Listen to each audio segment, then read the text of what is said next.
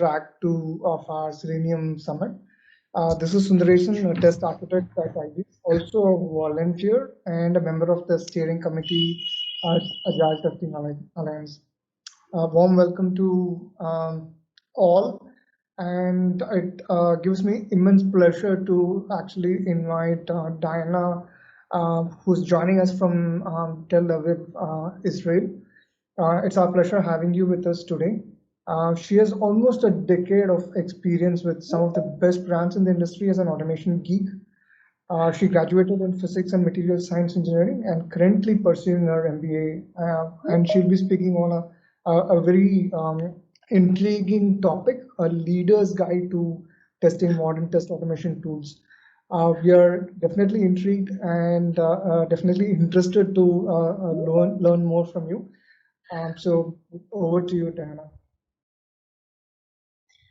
Hi, everyone. You see me? Hear me? Just allow me to share my screen.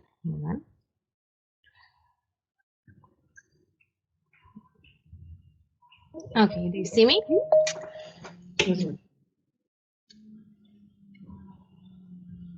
Okay, so hi, everyone. My name is Diana. I am really from Israel, but not Tel Aviv. The company sits in Tel Aviv. I'm an automation test engineer at Vulcan Cyber, which is a cybersecurity company that actually is located in Tel Aviv, but now we're more in quarantine, so more like scattered at home.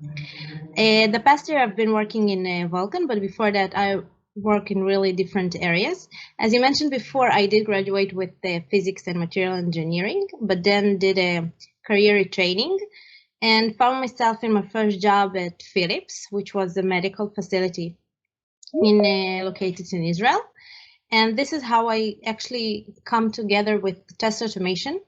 And the thing is that it's really a medical industry, and medical industry forces you to be very strict, very neat, and very accountable to the things you do. So every single line of code we wrote, every single assert we did had a meaning, and because it was documented and qualified later. So this is how I got my really into understanding how automation is really responsible for the quality of our product and the quality assurance of what we do. So this was kind of the base foundation that I got from that. And what I'm going to start to tell you today is how actually to open our mind more to using outside tools, and really how to open our mind using low-code tools, maybe something that we might not consider. I mean, at least 2 years ago, I don't think I would consider this as a possibility to work as my major tool. And now in the past year, I've kind of said, why not? I mean, I have the tools, I have the knowledge, I don't have to prove my framework working. What I need to do is I have a goal in my company and I need to cover my bases and I need to make a good coverage. And this is how I actually come to know these tools.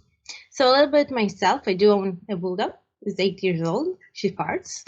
And I do have a couple kids, but last year we've been sitting mostly at home, so if you want them. And the past year I've been working in Vulcan Cyber, which is, as I mentioned, a phase rapid company.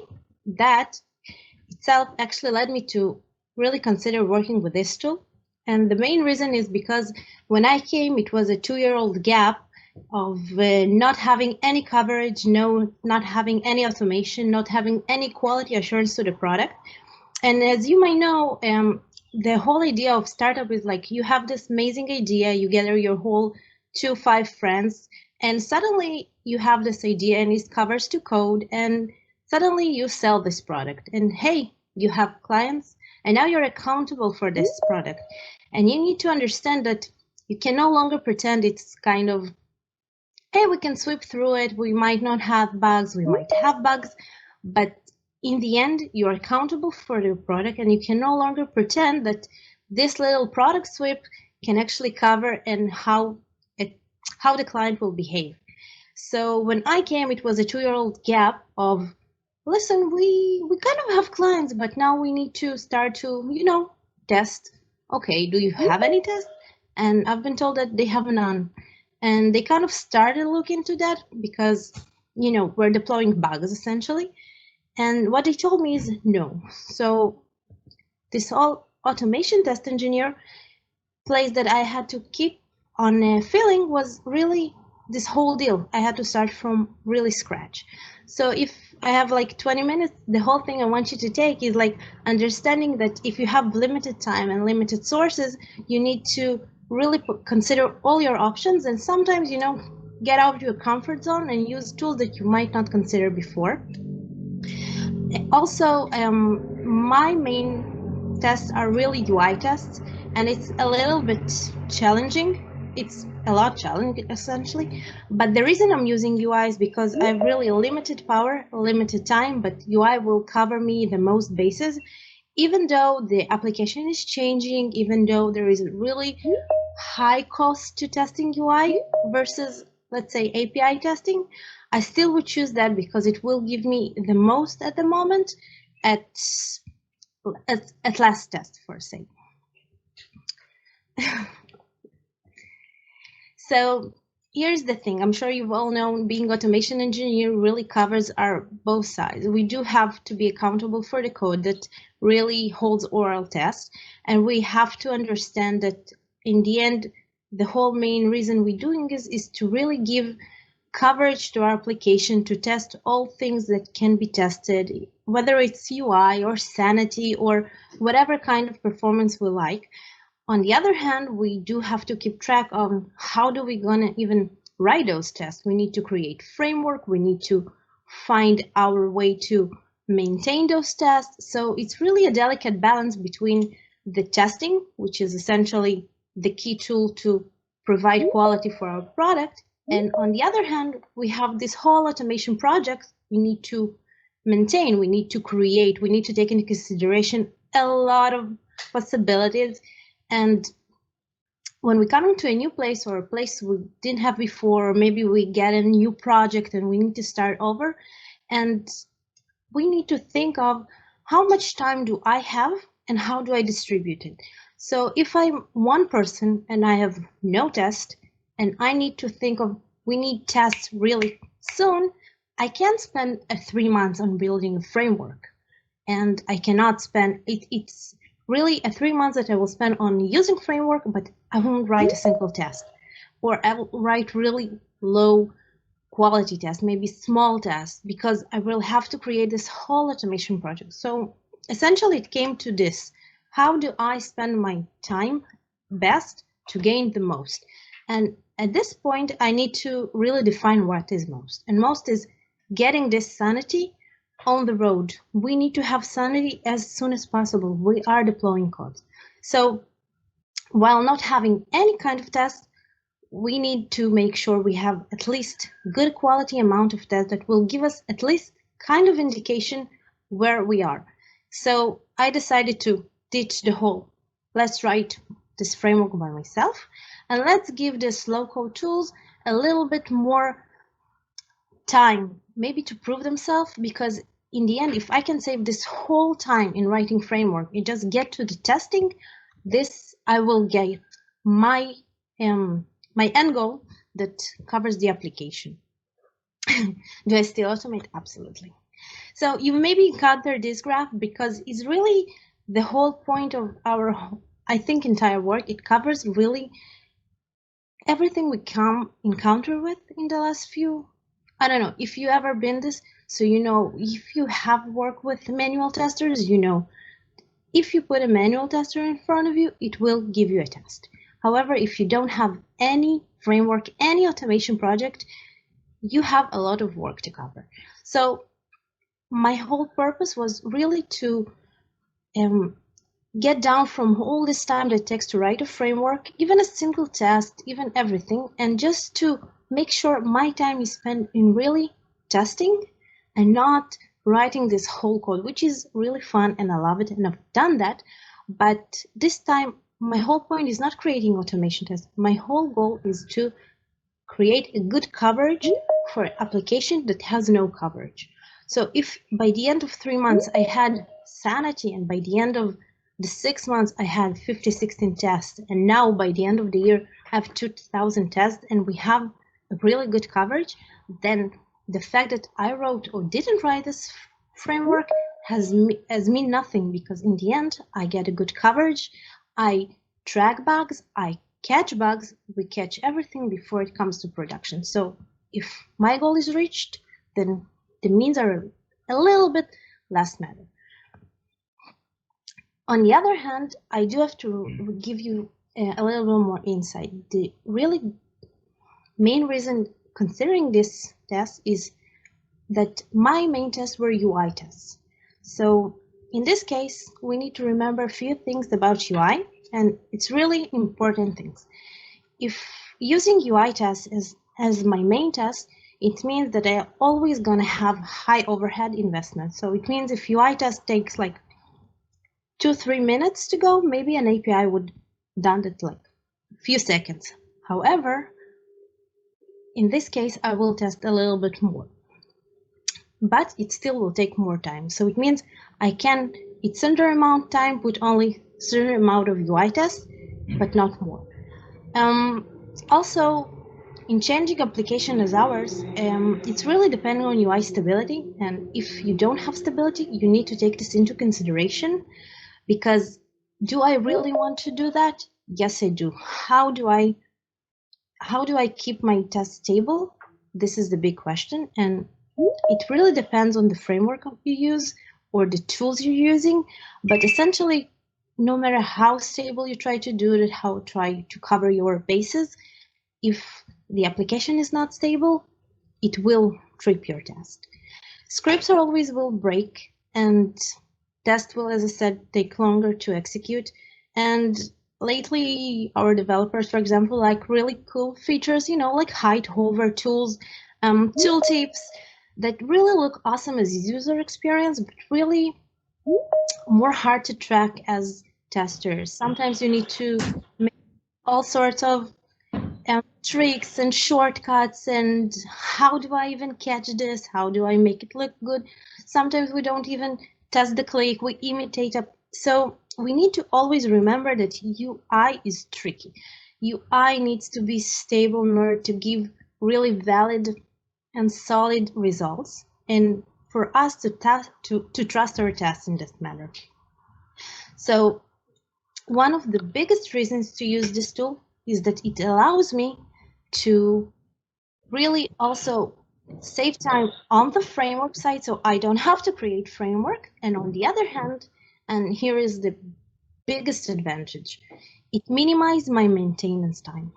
And with UI, I will always have maintenance. We don't have such thing, and I don't maintain my test. I always maintain my test, because any change will actually lead to searching, looking for, making sure that tests are really accurate and test what they should test.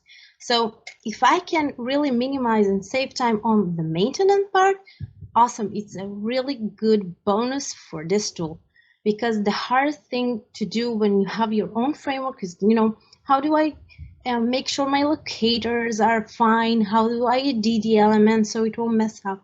And we don't always have like unique UIDs. So we need to remember that maintenance is a great part of UI test.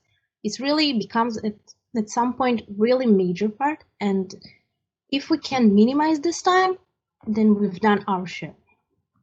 Yeah, absolutely, Mike.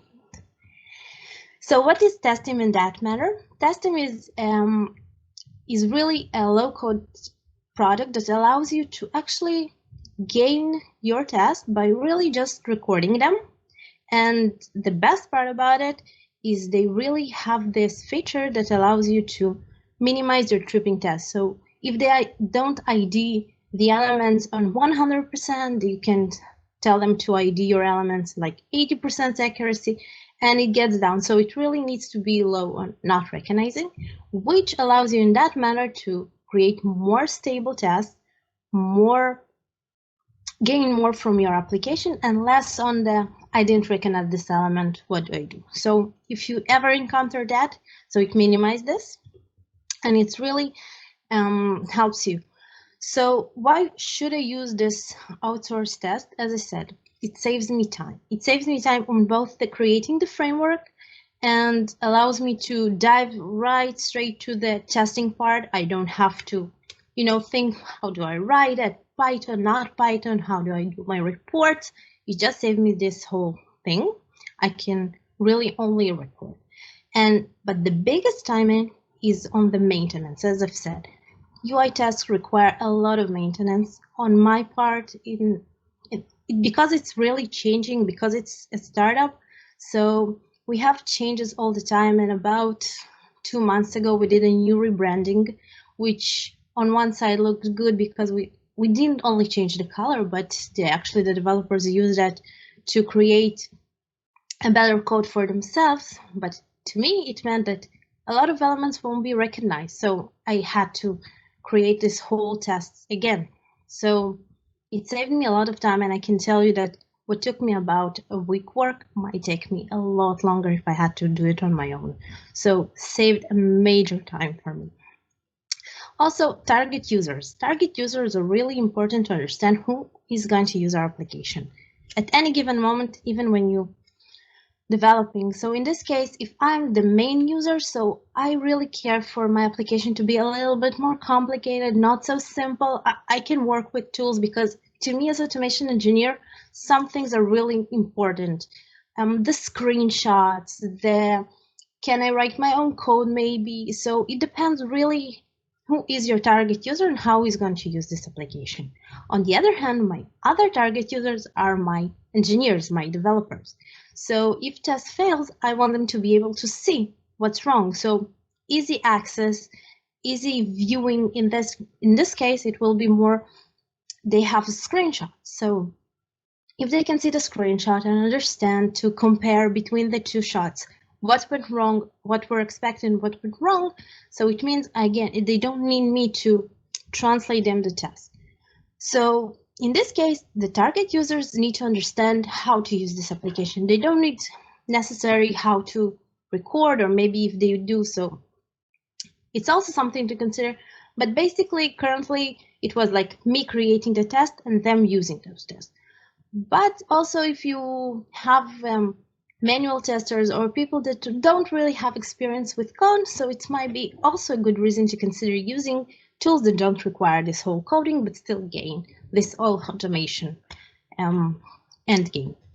Easy to use and easy to maintain. I will kind of treat them both. So easy to maintain, in this case, easy to maintain my test in the application, but also easy to maintain my test for real. So this whole managing in the application is really important because things are changed, easy to locate, maybe easy to save, easy to run, easy to schedule. So it is important, but easy to maintain will also refer to, as I said, UI tests are always have to be maintained. So if in one click I can just record and switch a button, then it saved me a lot of time. Easy to maintain is a really game changer in that one.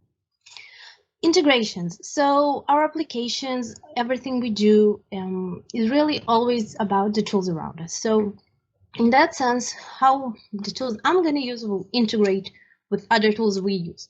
In that case, for example, if we integrate with Slack, which is extremely important to me, I want to know if it integrates. On the other hand, if you integrate with Jira, you want to know your tools will integrate with Jira, because you don't want to use tools that are really apart from your whole other system, because you cannot separate. You don't want to go there, there, and there. You want to integrate them. You want to notify. You want your users to be really into what you're doing. So how do I notify them? First, integration. And also advanced options. Advanced options are more really to your unique needs. So we can say this all about any other tool, but advanced options are really what other features this tool gives me that I cannot do on my own, or maybe that can make my life easier. So if I test, for example, email sending, I want them to have an email option to test. If I test something else, that I need to know how do they do that. So this is really something I need to consider and look for and ask myself, does this tool will give me this answer to these questions, and will it make my life easier, or I have to work hard to get this? Because if I have to work hard and I can do the same on my own, then maybe it's not worth it. So I always have to get, what do I gain from using this tool? How do I make my life easier, simpler, my work simpler? I did a quick demo. We have about a minute, so I'll just show you what this whole fuzz was about. So this is how you record a new test. I've created a test demo. Now I just want to record it. And I clicked already the URL. So I just clicked on let's record, went to Google, clicked I want to have dog pictures, even with a misleading error, clicked, found my thing, scrolled down to the first result and clicked on that. Now my test is done. Next thing, I want to stop the recording to know that I won't click any more action, save my action. And next, I want to see if it is what I recorded. I mean, this is what I intended essentially. So I have this default configuration. I can change the configuration to any screen resolution I want. And I run this test. So I see it really links to Google. This is what I wanted. Clicks on the search. It's really just open the configuration I've asked. I can change any configuration for that matter. And see, opened exactly what I wanted to open. So in my case, test is success. Just run.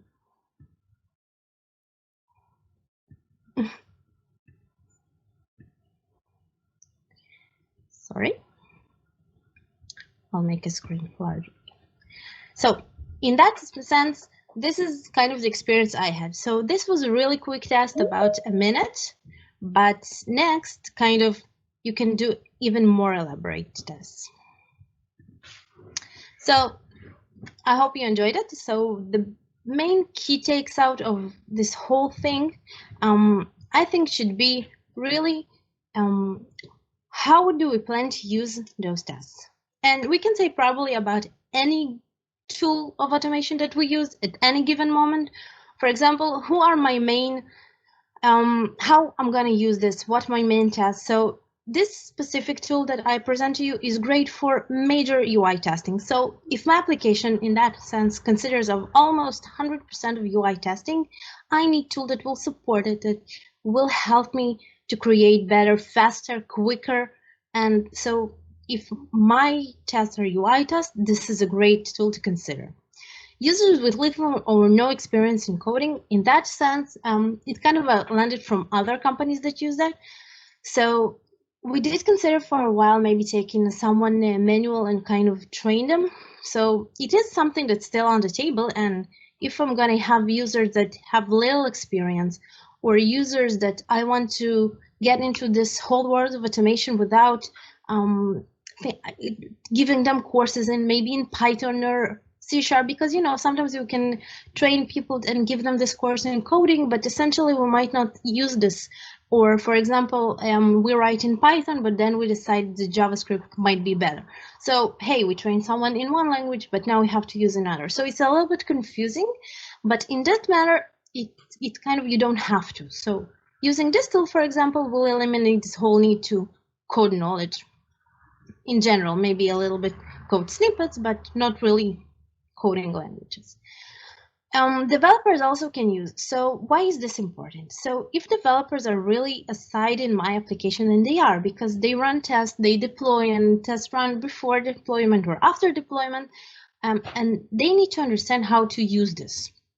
So if we're using this test only to view the results, whether it's pass test or fail test, it should be easy. Developers don't want to, click here, go there, change this, see that. So they need to, clicked on the URL, saw what the problem was, take a deeper dive into the code, maybe into the log, saw the screenshots, a little investigation, done. It's simple. It will give them the option to use the tool and not say, I don't want to take a look at it, because you don't want to be there and assist them. You need them to be on their own at that manner. Also something we consider, because we have no actually other people to do the QA, is the developers can create their own test features they did. So they don't want to maintain another code or automation project, and you don't want to give them, okay, I'll write you this whole support, you just need to click there and there. So they record, you saw how easy it was. So it's something that appeals to them, and something we actually consider in our company as well. Saves time, say no more. We talked about it. The maintenance, the whole creating framework, the whole saving time on the maintenance. It's really, I think it was the biggest feature that sold me this tool. Customization and integration, it's really in the matter of how you are planning to use this application. It might have a lot of options, might have no options. But if what's matter to you and your needs is not there, then it doesn't matter, it won't sell to you. So if your customization and integrations are in this tool and how you plan to use it is really talking to you, so they have a lot of customization and integration types, and you might find what you're looking for. Why not to use? Because any tools should have is count. So if you're done having a web project, and I did work with their desktop applications and stuff like that, no need, this tool really is not for you. UI tester, I'm minority. So if you really don't want to use UI test, and I get you, believe me, I do, no need to put this whole cost thing and creating and taking tool that is majority is UI testing and use it. It's really, it's missing the point. So if you cannot take advantage of this whole tool, no need, really, there is no other word for that. And test automation costs. So it's a little bit into the thing. It costs money to use external tools. No two ways about it. So if you have the time to create framework, because this is what allowed, but you're not allowed to use external tools, use that. Create your own framework. It's flexible. It's built to use and serve you. You know what's into it. Nothing can be more personal than something you want. But also, if you're using open code, just remember it costs that different. It costs your time, it costs your efforts. So costs are really everywhere. So if we're talking money wise, then it's paying for external tool, or maybe I don't have the money to pay external, but I have the time to create my own framework, so I will do that. And this is basically, I hope you like that. If you have any questions, you're more than welcome. Sure.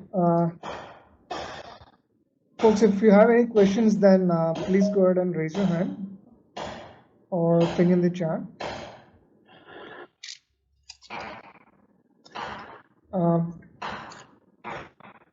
So it's quite a little bit review of the reasoning to use. I can just sum it up for somebody until I have time. So it was more like the reasoning to use external tools that you may not consider to use before, or even take a look. I personally, I can give you more into my insights that at first I wasn't really sold on that tool. I really had to reach out to make a demo, ask the questions, and things that really mattered to me that from my experience had issues. For example, if Selenium caused me really hard time with the closing windows or open portals. So I asked it, does it resolve this and that? And if I have to do some other thing like testing emails, do you have these tools? How do you integrate with our tools? So I really encourage everyone, even when considering any kind of tool, just kind of remember what's your end game. If you just want to create an automation project, please do it on your spare time, train, use this, because it's really important to try yourself in different areas, and this area is kind of expanding, because every time I talk to people in C conference, people doing crazy stuff, so please do that. On the other hand, the goal in my company was to create the most coverage in the least time. So if doing that reached the goal, so mission accomplished, whether if I create this framework or I use like external framework. So I hope kind of did more. Sure, it did. I think I had a quick question. So does Testim also provide visual testing? Sorry, I don't hear you again.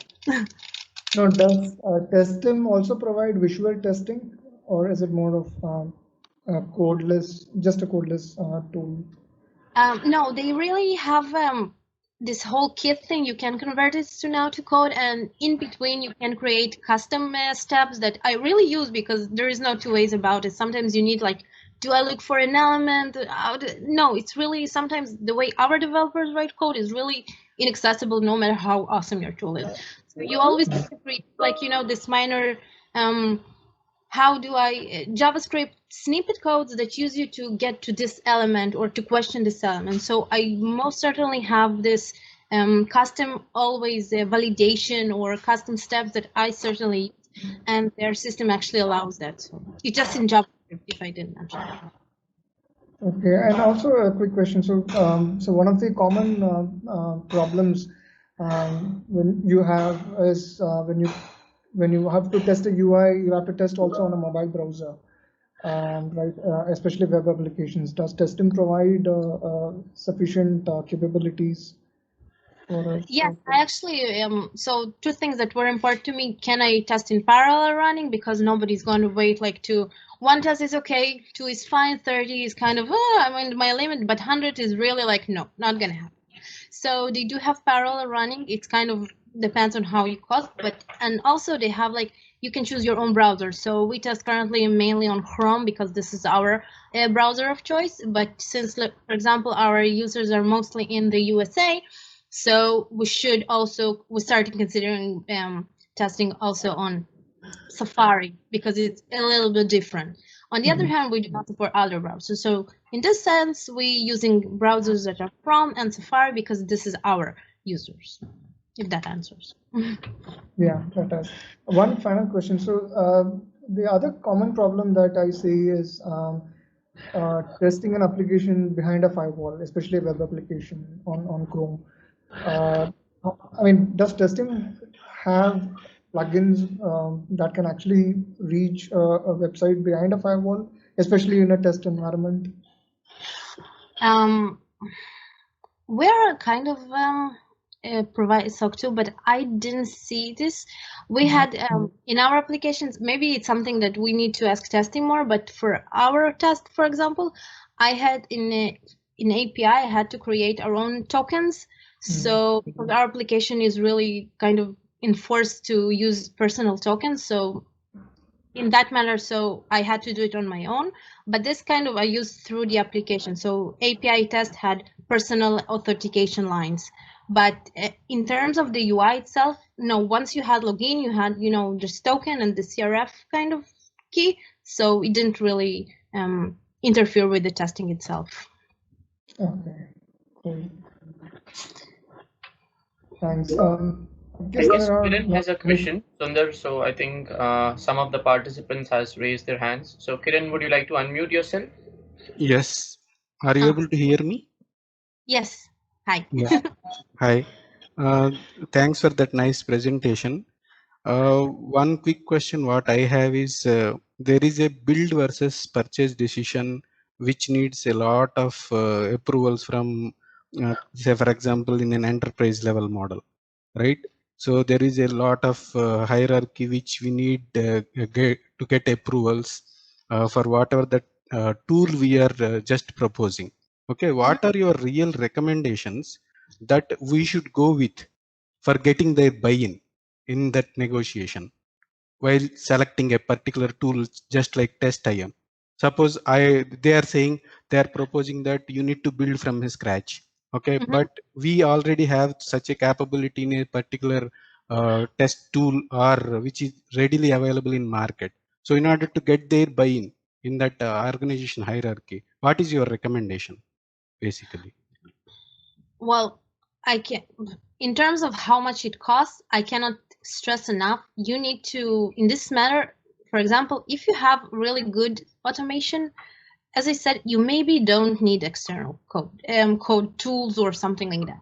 However, I do know that they have like Microsoft Teams, for example, that specific teams that does use this code. So maybe the whole company won't or don't want to buy this tool, but if you have a newer feature or a newer product and you kind of want to prove your point and you don't want to start to creating this whole framework before, I mean, the biggest problem in testing UI in my sense is like, I can't test something that is not there because I test kind of the DOM. So I cannot test elements that are really, I cannot see and the application cannot see. So in that sense, if it's in the DOM, you can already start testing it. So if you can sell this in terms of I'm gonna spend 3 months on creating a framework versus I can spend 3 months on creating tests, it's a big difference because nobody sees the code. I mean, I can tell you how much time and effort I put in a framework, but essentially nobody really cares in how much I will be asked how many tests I have, how much coverage I have.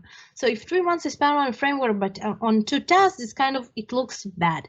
But if I spend 3 months on creating 30 tests, it's something that I can talk about it because it's something that numbers. I cover this part of the application. We already covered these tabs, these features. So this is something that I can trade for money value, because this means that I won't sell my clients bugs, or this means I won't sell my clients features that are not tested. So it's not a leap of faith. It's tested and it's valued. So this is something that is really accountable for money in my kind of point of view. Thank you. Thanks, Kiran. I think we are at the top of the hour. I'm just going to go ahead and share my screen.